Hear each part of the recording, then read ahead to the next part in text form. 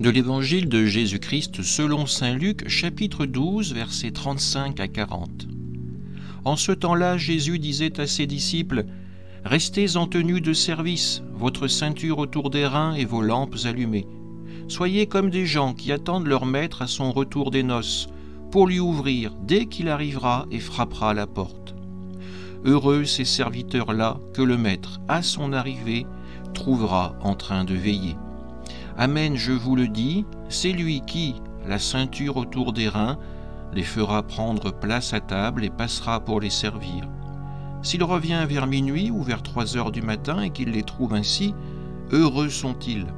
Vous le savez bien, si le maître de maison avait su à quelle heure le voleur viendrait, il n'aurait pas laissé percer le mur de sa maison. Vous aussi, tenez-vous prêts. C'est à l'heure où vous n'y penserez pas que le Fils de l'homme viendra. Acclamons la parole de Dieu. Chers frères et sœurs, aujourd'hui, Jésus nous adresse un appel vibrant. Restez en tenue de service, vos lampes allumées. Cette image, à la fois simple et puissante, nous invite à une vigilance active dans notre vie de foi. Être prêt, c'est vivre chaque jour avec l'espérance du retour du Christ, comme des serviteurs qui attendent leur maître. Mais comment rester éveillé dans un monde où tant de distractions nous détournent de l'essentiel ?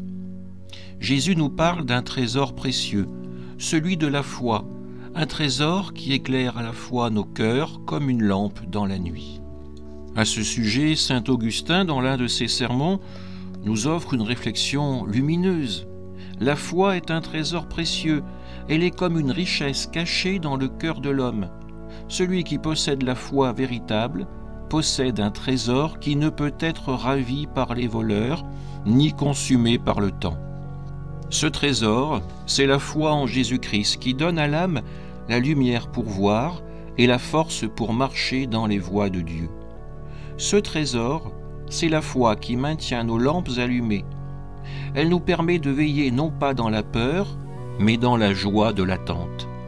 Car attendre le Christ, c'est vivre dès maintenant de son amour, en mettant nos talents au service des autres, en pardonnant, en partageant et en priant. Le maître de la parabole ne se contente pas de trouver ses serviteurs éveillés, il les sert lui-même dans un geste d'amour bouleversant.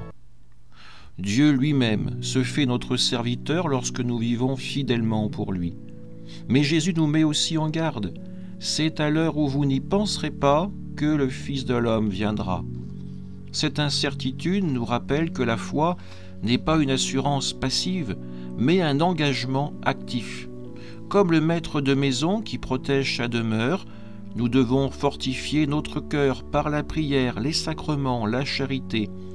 La foi, ce trésor dont parle saint Augustin, n'est pas fait pour être enfui, mais pour briller et guider nos pas. Frères et sœurs, demandons-nous aujourd'hui, ma lampe est-elle allumée ? Est-ce que je cultive ce trésor de la foi par une vie cohérente avec l'Évangile ? Prenons un moment pour confier à Dieu nos faiblesses et renouveler notre désir de l'attendre avec ferveur. Que la Vierge Marie, modèle de vigilance et de foi, nous aide à rester éveillés pour accueillir son Fils, notre Sauveur, à chaque instant de notre vie. Amen.